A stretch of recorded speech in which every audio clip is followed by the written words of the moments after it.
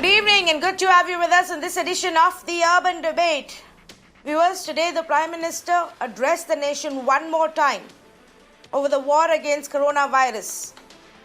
And today his focus was largely on the help that the government will continue to provide to the poor, to the unemployed, to the farmers in times of a pandemic. Let me just quickly take you through the key takeaways from his 16-minute speech that was delivered at 4 p.m. Prime Minister Modi announced that the free ration, 5 kg wheat or rice along with chana that is being given to the poor will now be extended till November end. This was a 3-month scheme that had earlier been announced. It's been extended by another 5 months, expected to benefit about 80 crore people, over half of our population. Prime Minister Modi also thanked farmers and taxpayers of our country. Taxpayers specifically on the fact that it's their money that is now helping with these government welfare schemes. In an indication that yes, you may be paying a little bit more for fuel, but it is because the government at this point of time requires money. He then reiterated that COVID rules, the lockdown rules have to be followed. That while we were more diligent during the first round of lockdown, as the unlocking has begun, people have begun to flout the norms. He emphasized on the need for social distancing and how that is something that the people cannot forget even now for a long time. He even warned the violators, the lockdown violators, that action will be taken and they will be pulled up. The big part, of course, of his announcement today was the extension of the free ration. He also gave us a report card of how the government's various schemes have worked so far and the benefit that has actually been given to people. In fact, basis the government data that has been put out, let me take you through the progress report as per the central government. Under the Garib Kalyan Anna Yojana, over 87 lakh metric tons has been disbursed by the centre. Now, that doesn't mean that all of this has been given to people. The states are still in the process of giving out this food. But the government says that 80 crore citizens are benefiting from this scheme. Under the Jan Dhan scheme, the bank accounts that we have, over 30,000 crore has been transferred. About 20 crore women account holders have gotten this money.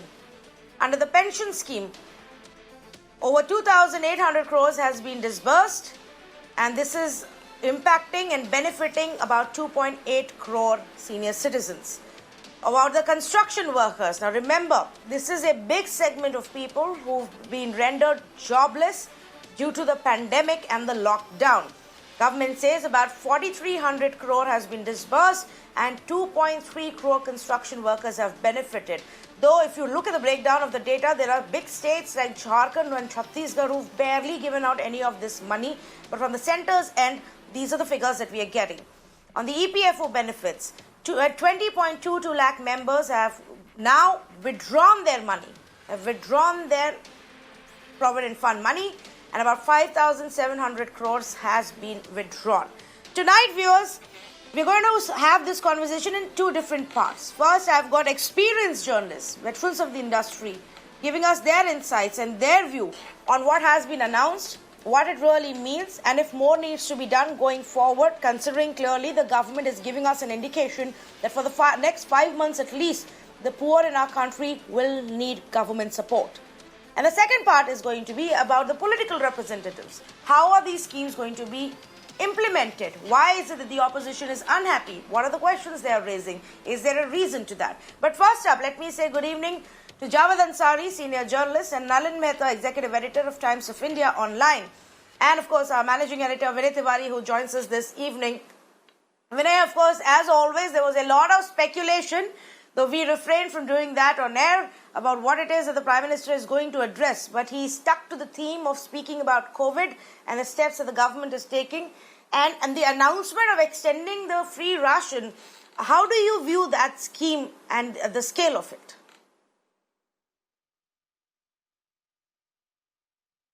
Well, I mean, it's very interesting that a lot of people seem to believe now that this speech created more ripples before it happened than after.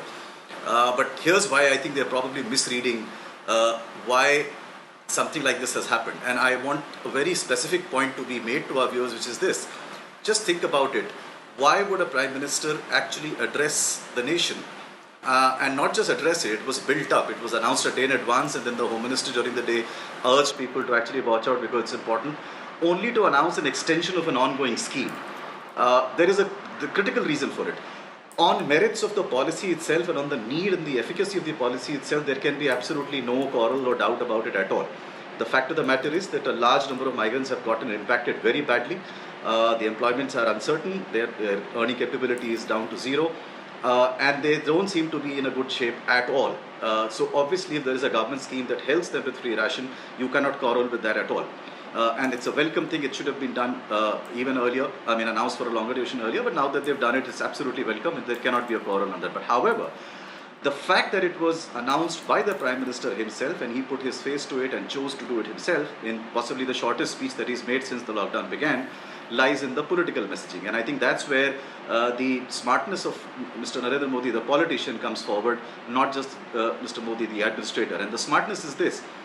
He is very well aware of the fact that in rural India especially, monsoon and the post-monsoon season is a very, very important one. Whether the monsoon is good or bad has a huge bearing on the mood of the nation, so to say, in the rural parts.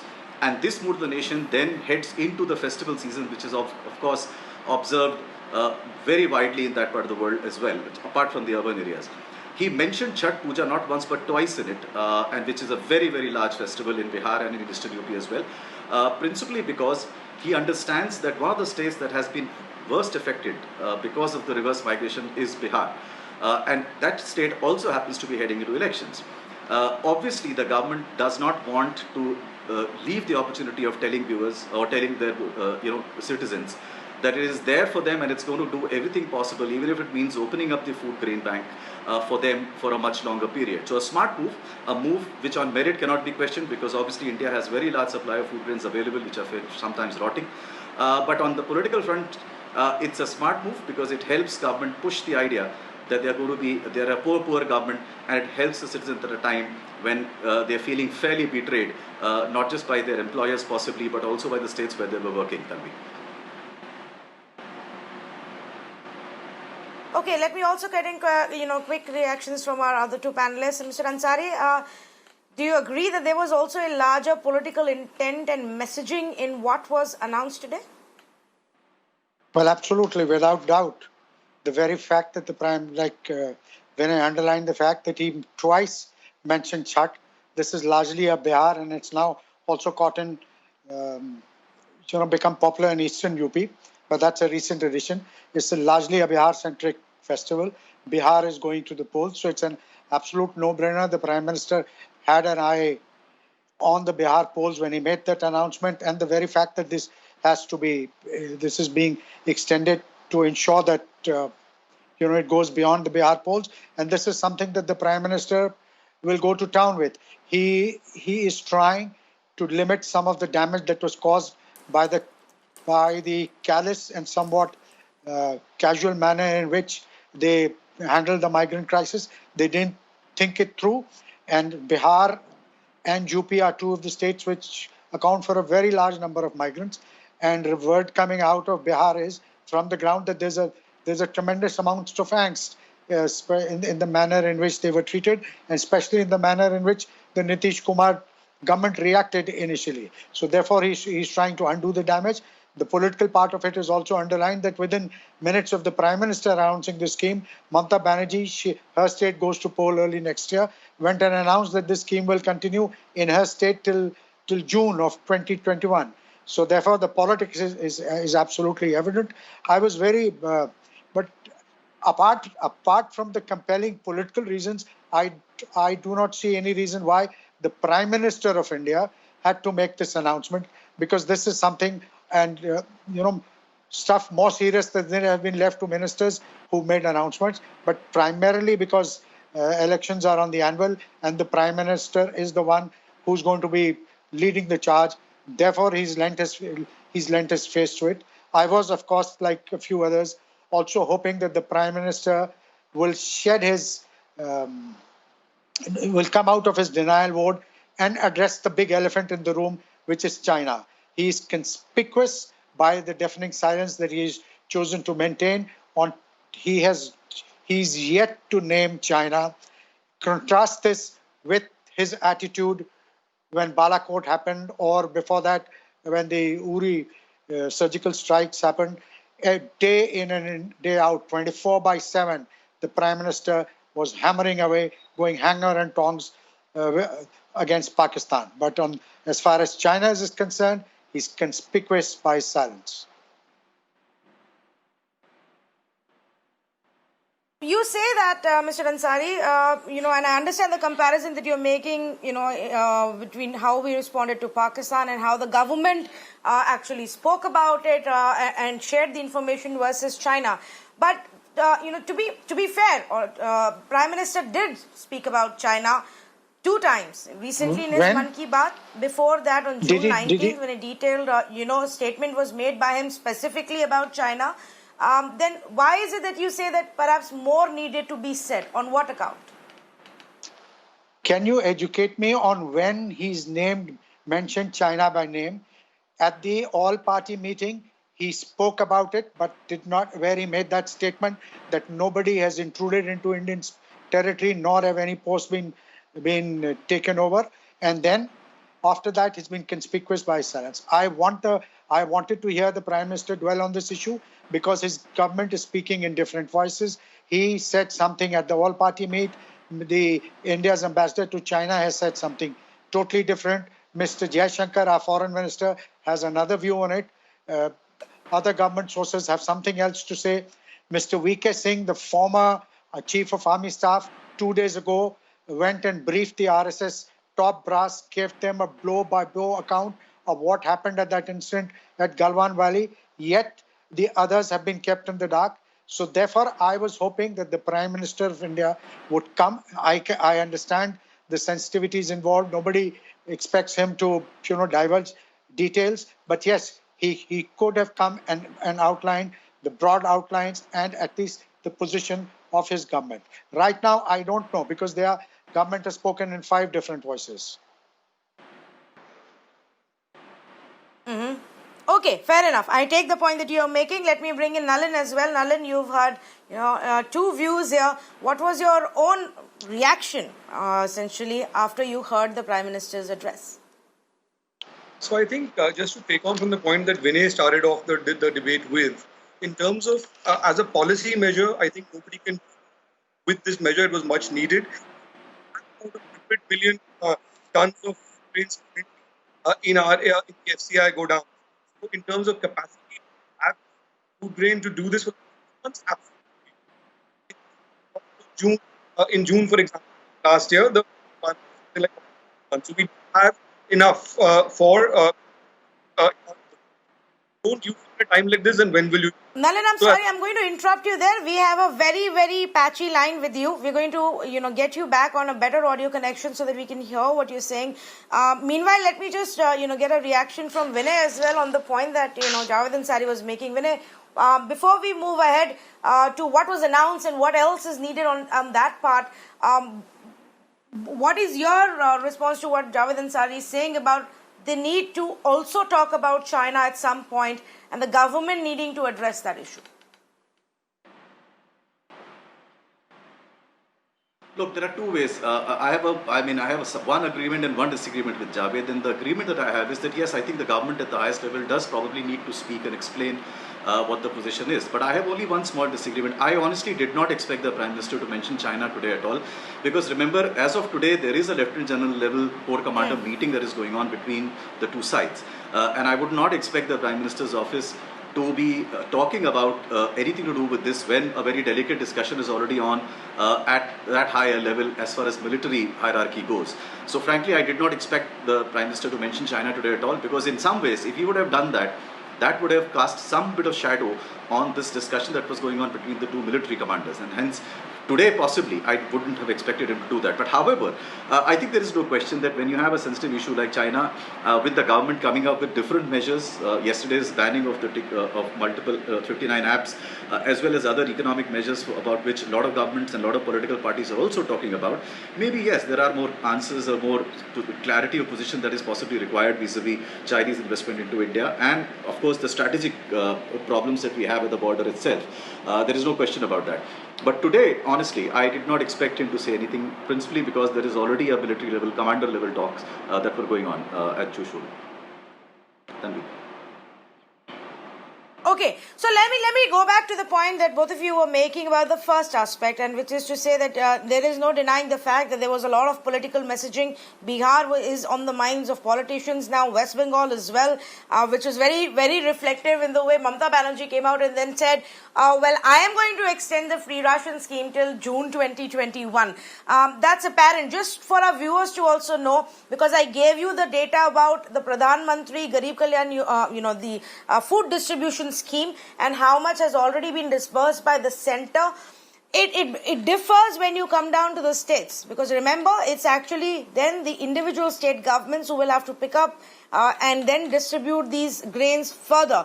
In that list, if you see, Bihar has a relatively low procurement that has been done, but of what they have procured from the center, they have roughly distributed about 70% of it. This is on par with what West Bengal and Madhya Pradesh have done. There are some other states like Uttarakhand or Himachal who've procured a high amount of food grains but have actually not managed to disburse all of it so far. And then there are some states who, like UP, Chhattisgarh, Haryana and Odisha, whose procurement in the last 3 months has been much lower than what was allocated to them, though they have managed to at least distribute all of that to almost 90%. So the data varies. All eyes, of course, specifically on what's happening in Bihar and then later on West Bengal, because all energies of our politicians will be to ensure that here the people get all the support that's possible, keeping elections in mind. And in that, Mr. Javed Ansari, do you believe that a lot more will have to be done? Lakhs of people who've gone back, just giving them some wheat and or rice is not going to be enough. The government will have to quickly figure out ways and means to give them more money or employment. Tanvi, let's take the politics of it aside. I am at this moment as we speak, I'm in a small town in Uttar Pradesh. I have, and this situation in the countryside is very different from the rosy picture that you see sitting in Delhi. There is, and it's not peculiar to this government alone, there has always been a huge mismatch between what is promised or announced from Delhi and the implementation on the ground. The present situation has been compounded in large measure by this huge migrant crisis. Many believe this is the biggest of its kind after partition. In small towns, in villages, you see a large amount of young youth, people who've come back from Mumbai, from Delhi, from Surat, from Ahmedabad, who have nothing, who have been left to fend for themselves. There is no fallback option in the villages. They appear to be, many of them have told me, it's like overstaying your welcome. There is no food, there is no work. The government is doing what is paramount is, what will help them tremendously is some kind of cash transfer. And more than that, if jobs can be found, if there are some avenues for employment, this would go a very long way in trying to provide some kind of solace in this troubled situation. The much maligned Manrega is now being seen as a panacea, as some kind of manna from heaven, larger than ever before. People are turning out in numbers to take advantage of that program. So the government will have to be sensitive. They'll also have to try and think out of the box to address this situation. Because let's face it, the economic, the upturn in our economy is not likely to happen overnight. We have to brace ourselves for a long, rough ride.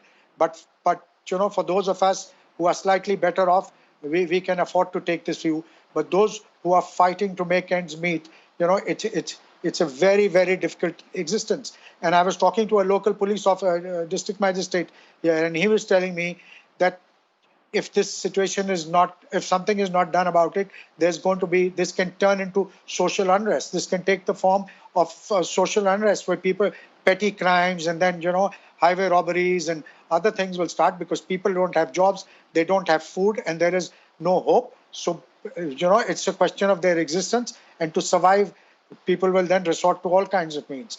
So therefore, the government all governments, especially the central Okay. government and state governments, have a tremendous challenge on their Yeah. hands. Yes, absolutely. And I'm going to say this, that the fact that the government has extended this scheme till end of November goes on to show that even the government is aware that things are not going to improve tomorrow. That this slowdown phase that we've entered, which was already there before the pandemic hit us, has now been crushed and worsened by the lockdown, is going to have a far-reaching, deeper impact. And perhaps this is just step one. A lot more has to be done. Nalin Mehta is back with us. Nalin, go ahead. Make your points, please. I've been traveling about 1,000 kilometers across Uttar Pradesh, across several regions of UP, talking to people in villages on the fallout of what's happening with COVID-19. My sense in this travelogue was that first, that the situation there, of course, things are very bad, as Javed pointed out, but I think things are much better than what I expected to see when I started on this travelogue. So, for example, my first anecdotal observation was that in many of these villages, things were slightly better than what it is in many urban areas like parts of Noida and Greater Noida. The second thing I found was that most of these villages that I encountered across the highways in various villages that we went to, they were far more aware than many people in cities would give them credit to. You could have very detailed conversations on climate change, on the policies being taken on Sweden, by the US, by the Britishers, on COVID-19 and the lockdown. And there was a large amount of self-awareness, including with migrants we found migrants who had walked all the way from Bangalore to, say, Pratapgarh, who had been kept in schools outside and so on. So now, coming to the Prime Minister's, how does this tie into the Prime Minister's announcement today? The point is that so far, this is the sixth address to the nation since the lockdown started by the Prime Minister on this particular issue. So far, the PM has stayed away from the nitty-gritty of announcements or the nitty-gritty of administrative announcements. He's only made big picture statements on the coronavirus so far. This is the first time he's gone really into the nitty-gritty of specifics of a particular scheme. The reason for that, I think, is because one of the readings the BJP is making and the government is making is that the one thing that's working politically for them on the ground is precisely the provision of food grains and so on. This is an underappreciated aspect of the of various programs that are happening because we have the narrative of doom and gloom in the countryside. I think there is a lot of unrest, there is a lot of unhappiness. Things can be far better, but the one thing. So one of the things that I realized when I was going across the ground was I kept asking this question: politically, what is the fallout of this? How much do you blame the government? The sentiment that I often heard back was, "Ye to aapata hai." This is like an earthquake or a flood. People are still not necessarily blaming the government as much as one would expect them to in urban areas. And it's kind of so far. Now, this may change very soon. It's kind of like what happened with demonetization. I think there's also large differences between the response in UP and Bihar. In Bihar, there is far more unhappiness on the ground than there is in UP. Now, what this scheme has done is taken elements from what the UP government has been doing and extending it nationally, but also on a much larger basis. So politically, I think the Prime Minister is owning this, and this is a clear political statement because this is one measure which their feedback says is working. So the PM is putting his personal stamp on it. So that's number one. Secondly, on the question of China, the point that Javed made, I think I agree with Vinay there. I don't see any reason why the Prime Minister necessarily should speak on China himself. The government should speak in one voice, and it hasn't been speaking in one voice, so there Javed is right. But have you heard Xi Jinping speak about India so far? So why should the Prime Minister necessarily come out and speak on a statement? That's a statement. Clarity is what we as commentators want. There are various strategic leads required. But I don't necessarily think that clarity will come with a statement from the Prime Minister directly. You don't see Xi Jinping making any statement on naming India at all in any statements. So I don't see why Narendra Modi should do that. He did speak at the all-party meeting, as Javed said. There were issues, there were question marks raised on the phraseology. There was a clarification put out by the PMO, and that's fine. And I think we should leave it to the government to have a coherent narrative. Now, that coherence is still required across different domains, as Javed also pointed out, but I don't necessarily see why the PM should be making such statements, at least at this stage. But Nalin, I mean, I understand what you're saying when you say that he doesn't need to make a statement at this stage, but I'm not too sure of that comparison because China is a authoritarian state, and nobody, even if he doesn't comment or doesn't comment, nobody is going to question that at all. But let me just ask Mr. Javed Ansari if he wants to respond to that.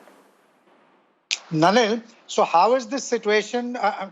Don't you agree that there is a difference in the way he's reacting to China from the way he reacted in Balakot and Uri, and why this? No question about that. No question about and that. Why this difference? Is it because when it comes to Pakistan can fetch you votes in India, Pakistan bashing can fetch you votes in India, China bashing doesn't allow for that kind of political mileage? Javed, my answer to that would be this: that look, there is no question about the fact that there is a difference in the way the BJP and the government are approaching the political narrative as far as China versus Pakistan is concerned. I mean, they're totally different kettles of fish. Now, politically, I think if the public reaction so far is anything to go by, I think China bashing will get them as many votes as Pakistan bashing does. But I think the government is being very careful in its narrative because you don't want to promise more than what you can actually achieve. With Pakistan, you can achieve many more things. With China, relatively speaking, with China, I think what we are seeing with Pakistan, you saw a change of narrative from the Indian side, a public narrative as well as a ground narrative. With China, it's the Chinese who made the change on the ground, and I think we are seeing a historic shift in Indo-China relations. This is very different from the last 30 or 40 years, and I think it's okay if the government takes time to adapt to that narrative. I certainly think the PM the government should have one voice. It should speak in multiple voices. But I am not necessarily sure that you need to demand the Prime Minister to come and make a statement right now, because everything that he says, like we've seen in the previous statements that he made, is also going to be used by the other side, because this is a major strategic shift. There are huge geopolitical implications beyond India and China. It has for Asia and for the global balance of power, unlike India or Pakistan. This is a very different ball game altogether. Okay, Vinay Tiwari wants to come in. Go ahead, please. No, I just wanted to make one quick point, Tanvi, and this is an example I want to give with both Javed and Nalin will understand much better, because, you're younger than them, and I think they would have seen this much better. In the late 80s and the early 90s, refrigerators used to come with what was called an inbuilt external voltage stabilizer. There was no concept of an inbuilt voltage stabilizer. Nowadays, you don't have to put an extra stabilizer. The difference between Pakistan and China is Indians have an inbuilt hatred for Pakistan that just comes with the territory. It's very natural to us. It extends into sports, it extends into culture. You need to actually install an extra voltage stabilizer to develop that same level of hatred for China. So that's work in progress. We are naturally inclined to hate Pakistan because that's now so much part of our system. That's not the case with China. I mean, you still need a lot of drumming up of sentiment to develop the same level of hatred you would want for it to be exploited politically. And that is possibly why there is a difference in the way the response has been vis-a-vis Pakistan and vis-a-vis China. It's not the same thing. I mean, Indians react very differently to Pakistan. You don't have to give a preamble, you don't have to give them an explanation. They just kind of know that you're supposed to hate them. That's not the case with China. I mean, Indians have been having a huge amount of truck with Chinese. As I said today in the afternoon itself, you go to Gandhinagar in Delhi, which the city that both Nalin and Javed know very well, and you'll see those ready-made garment shop owners have a very, very direct connect with Chinese garment manufacturers directly. So they've traveled to China 10-15 times. You'll see their passports. They're all stamped with Shanghai and Beijing entries. So our connect with China is very different, and hence it'll take time for us to build the same level of rhetoric that you would require for us to hate them at the same level that we do with the Pakistanis.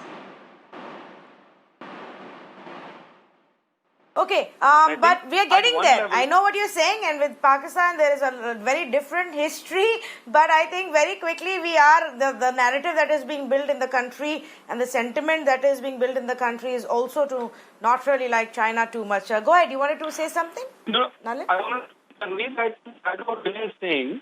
Look, Pakistan at one level also at a very base level of politics also works as dog whistle politics, right? So Pakistan, and I think just to take the argument that Vinay was making a bit further, with Pakistan, there is no negative cost for the rhetoric beyond the at least strategically with Pakistan, beyond the social cost that you pay within India. With China, to extend what Vinay is saying, we haven't even begun to calculate the cost of economic decoupling yet. There are various estimates of that. We've had some 50 apps banned yesterday. There are several apps like Paytm and others which have huge investments from China.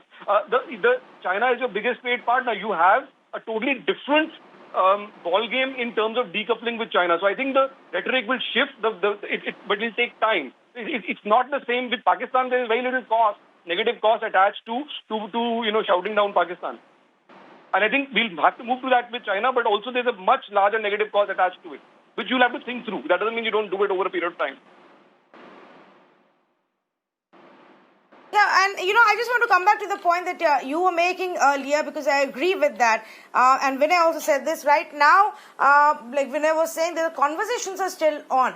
The Corps Commander level meeting that's taking place right now is going to be extremely crucial, especially in the light of some of the reports that came in late last night, this morning as well, which said that the Chinese are not really agreeing at this point to what India has been demanding. Now, India has been very clear to say, well, we want to go back to what was the status before May, status quo. And that's not something that they've right now got an agreement and assurance from China on. And until we actually get to a point of either the talks completely falling apart or agreeing on something that the both sides are okay and comfortable sharing, perhaps we won't hear anything more coming out from the government.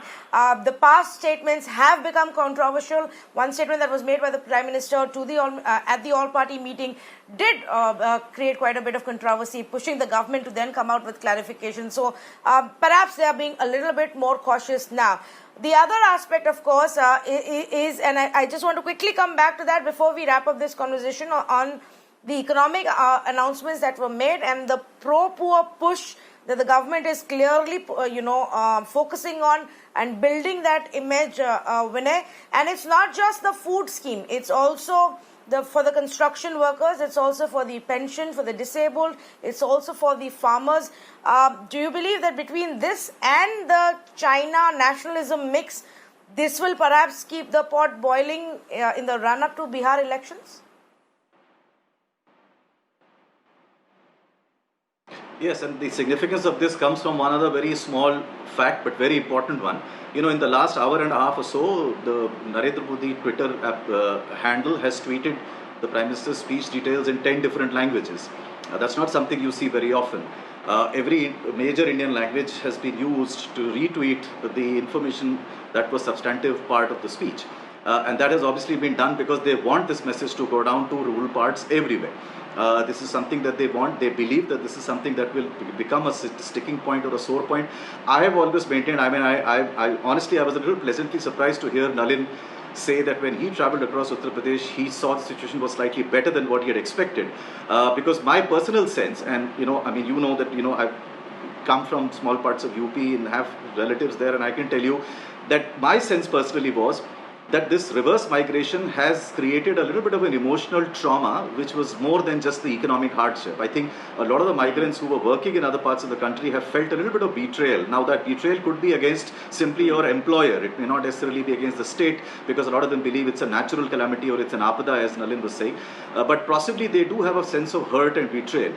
The fact that you had images of people walking thousands of kilometers or cycling down or climbing onto trucks and really, doing it in the worst of the weather possible has left some kind of an emotional trauma. And I have a feeling that the government does recognize that. They realize that this was badly handled, as Javed said at the start, and there is a need to quickly do the course correction to make them believe that they are with them and that they will remain pro-poor more than anything else. So that's the narrative that they want to bring back to the table, rather than let the anti-India China sentiment take over the whole narrative. Tanvi.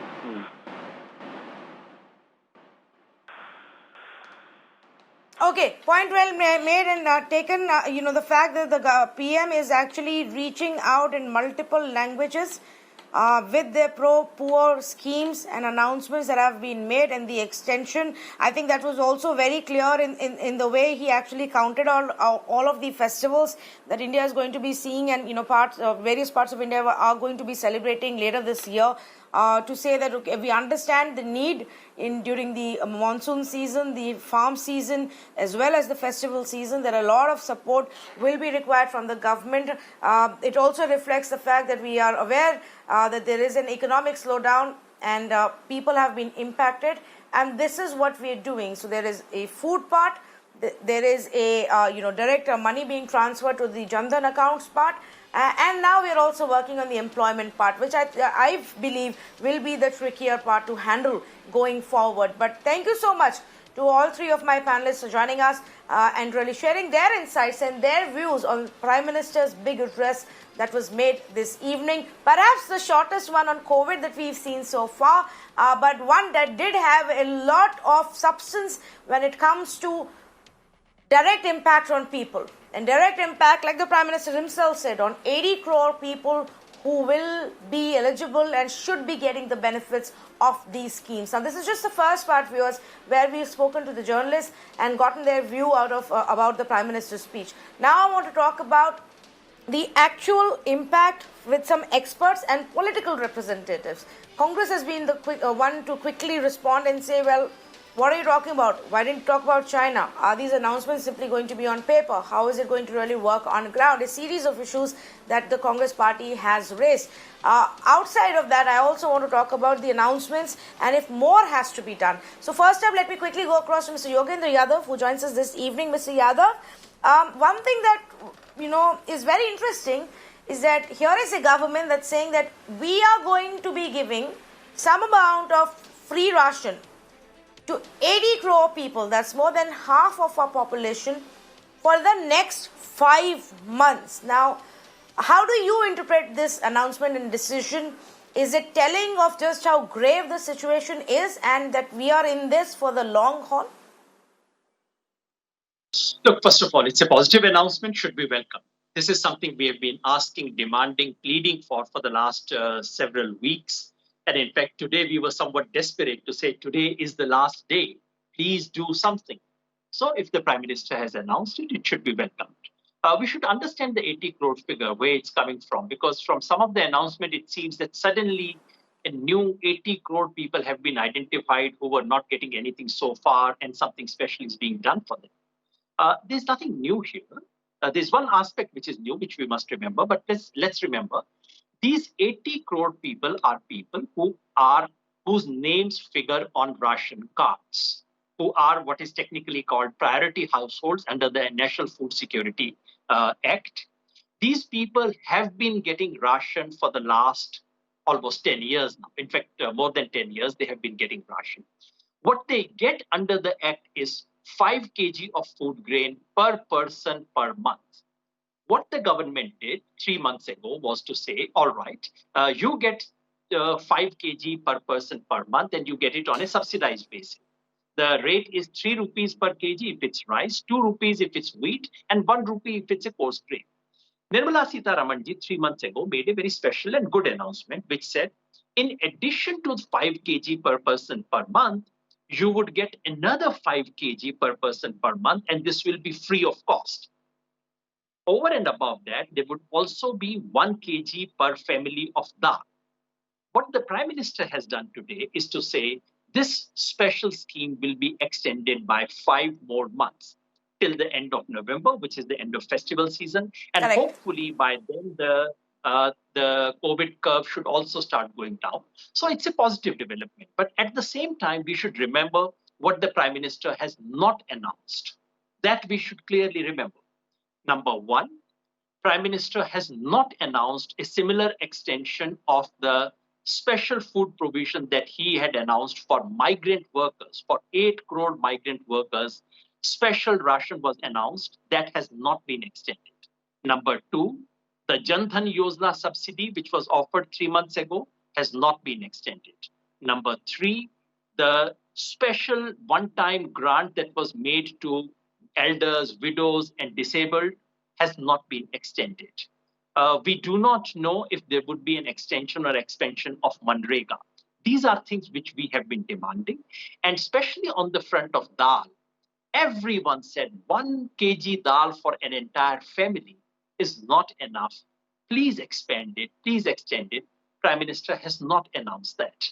So what we know today is that the minimal necessary thing has been done, but we should not expect anything more than minimal. We have not heard anything substantial about employment. We did not hear anything about income subsidy. or about interest subvention, which have been demanded by the lowest segments of society. So it seems the government is in no mood to grant that. What we got today is the only thing we can expect in the next 3 or 4 months. Okay, I understand what you're saying. In fact, my next question would have been about the fact that now that we have, the government here acknowledging that the situation is grave, that, at least till November, we will have to support these 80 crore people and give them basic food. Perhaps a lot more will have to be announced when it comes to various categories, when it comes to their employment, and if there is monetary support if that's needed. Let's also say good evening to Shazia Ilmi of the BJP joining us on this round of conversation. Shazia Ilmi, would you want to respond to what Yogendra Yadav has raised, that this is a great step, but a lot more will have to be done for this segment of people, for the poor in our country right now who've been the worst hit because of the pandemic? Well, for a country of our size and with the numbers that we have, nothing can ever be enough and would suffice. Yeah. And I would also like to comment on the preceding speaker, because I was listening in to Vinay Bhatia, I think that's his name, your editor, who was saying that the government perhaps realizes that there were those visuals of migrant laborers walking kilometers and kilometers in this weather, and those visuals led to some kind of a course correction. So let me tell you, so whether it's the center or the states or different governments, they are all equally responsible for what has happened, and that is not something that we can ever be proud of. So let's not look at it as a course correction, but I think the government from the day one has intervened, has been compassionate, has really risen to the occasion when it comes to feeding its poor and being responsible towards them. The announcement that was made today of one nation, one ration will go a long way, because we know that many people who are not from their own domicile or their own states do face a lot of problems.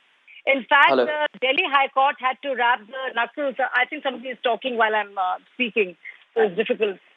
Delhi High Court wrapped the knuckles of the Delhi only because the distribution that was the responsibility of the state government was not being done properly, and the system of e-coupons was failing. So it is a coordination between center and the state. But yes, center by opening the granaries and also adding the gram flour, which is actually rich in protein as a nutrient, I think it's a great, really healthy diet. Mm-hmm. And also by extending it for 2 to 5 months shows that it's not leaving the very poor in a lurch, and is can you hear me, Tanvi? Yes, absolutely. Go ahead, please. Finish your point. Yes. So Tanvi, I think it was a very generous and a compassionate statement. Yogendra Yadav ji has summarized it very well. The scheme has been extended for another 5 months, totally free. And yes, there is an addition of the gram flour, which has been added only to keep the diet component and nutrients in mind, protein factor in mind. And I think we should welcome it and give suggestions to the government to do more. And I don't think anybody can find holes with this or want to give it a spin of any kind, because we know we all stand by the country's poor, and those 80 crores need all the help that can be given. My only concern would be the PDS system, the states, and how the distribution will happen, and how the bureaucracy will function at different levels. And because now that would be the concern of every state government to ensure that this reaches out to the people, because things happen and are announced, but how well it's done and implemented is another question. So that remains my concern. I do follow this deeply, and I think it's a great decision. Yes, I agree with you. It is a concern. It is a concern. In fact, the states have been slow in picking up the allocated food ration as well and dispersing it in many parts. The procurement itself is low for many of the states. The distribution even slower, apart from what the center has made available. So yes, that is there. But very quickly, before I go across to the Congress representative, Shazia, I know you mentioned the One Nation, One Ration scheme, which I mean, he just reiterated it today. It's been announced and it's been around for a while now. That only gets fully implemented by March. So, to the point that Mr. Yogendra Yadav was making, there are a lot of people who are not ration card holders or are in different parts with the ration card somewhere else may still struggle. And this is part of that large migrant population which has actually been badly hit because of the pandemic. Isn't that still a concern? No, I don't think it is exactly this concern which has been addressed, because in future, no matter where they would be entitled to the ration card.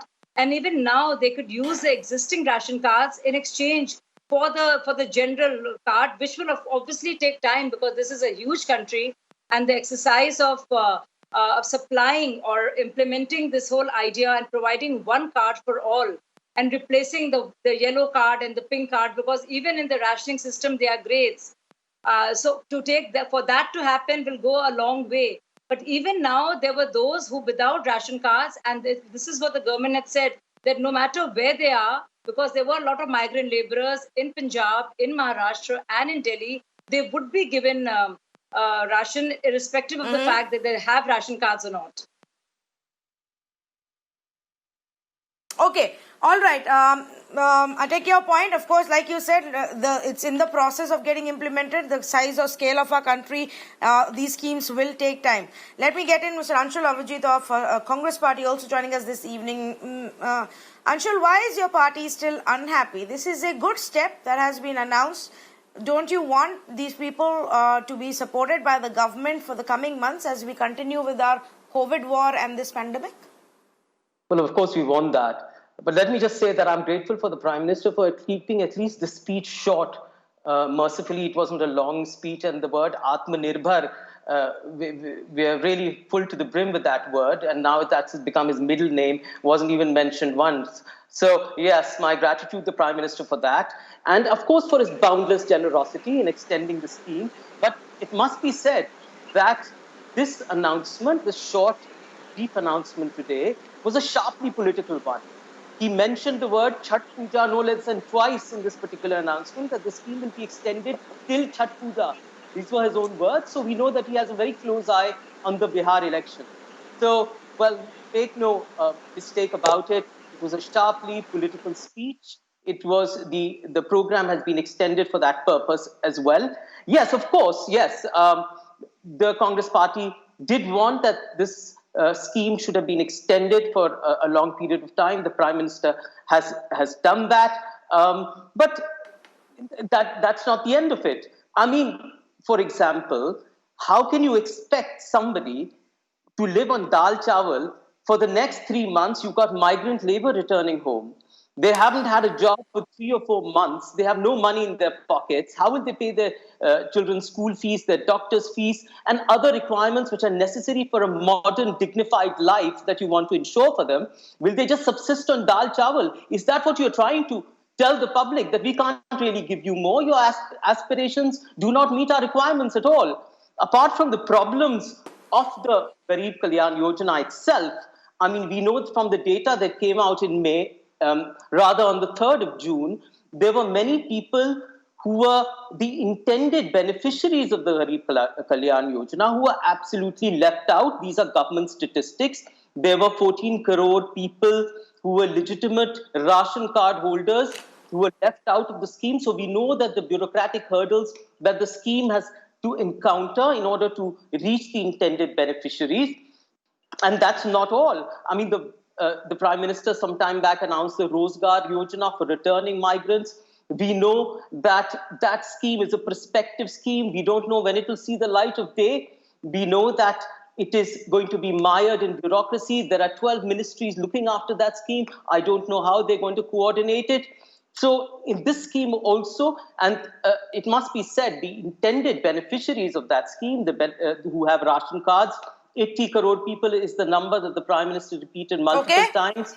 The number is actually far more, because this was based on the 2001 census. And I must make a point about the fuel hike, Tanvi, that on one hand you have the Prime Minister in the short political speech announcing this extension, but at the same time the fuel hike goes on unabated. So on one hand you're taking money from the poor, and then giving it back to them, because that's what Dharmendra Pradhan said just yesterday, that we're using this money to give back to the poor. So you're extorting money from the poor, giving it back to them under the guise of generosity, and expecting them, everyone, to be happy. So I would like to Okay, quick response from Shazia Elmi, and then I have to go back to Mr. Yogendra Yadav for one more question. Yeah, no, yes, it won't be a... So my response to this very flaky charge and the shrill pitch that was made by the preceding speaker would be this. Obviously, though the speech was short and my friend could not help but take pot shots, he obviously did not have the patience to hear it, because while he mentioned the Chhath Puja, he also mentioned Guru Purnima, he mentioned Sawan, he mentioned Raksha Bandhan, he mentioned Janmashtami, Onam, and Durga Puja, and then went on to Diwali and Chhath. So obviously the political antenna and the fear that the Congress party feels, is all too apparent, and it has affected their listening also of the Prime Minister, and they just can't help but make petty pot shots as compared to their own Prime Minister, who could not speak a word and remain Manmohan Singh. But having said that, no, and I would like to make other points too. The fact of the matter is that this is being done and the scheme is being extended only because one is keeping in mind the state of penury and what the COVID-induced lockdown and this state of affairs have led to. So this is being addressed only because of that, and because there is a need to address the concerns of 80 crore people. I think it's a huge scheme, and you cannot blame the problems of bureaucracy in every state and put it at the PM's door. After all, it is a far cry from the days of Rajiv Gandhi, when he admittedly said that only 5 paisa actually goes to the people. So if we compare to that, you look at the beneficiaries and the Jan Dhan Yojana and how many people there are, and also direct cash transfers, you realize that we have come a long way from the time of a party which actually continued to loot and kept the poor in state of poverty and just took the voters for granted. This is a concerned government.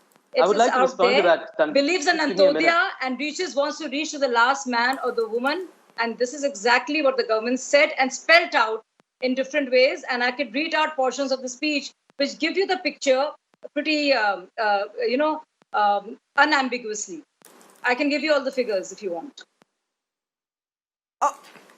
No, the figures I actually read out right at the beginning of this conversation before you all joined us, and not just for the food allocation, but also the part about the other schemes that the government has announced. I've also actually gone through the details of what the states have done, and some of the states, including some opposition parties, where the states have been very slow. I know, Anshul, but I want to just quickly go back to Yogendra Yadav first, because I really need one more answer from him on this question about the way forward, Mr. Yadav. The steps, the things that you said are needed, which have not been announced yet, especially for migrants. Do you foresee that if we don't move quickly enough on it, that could become a problem outside of course, the free ration?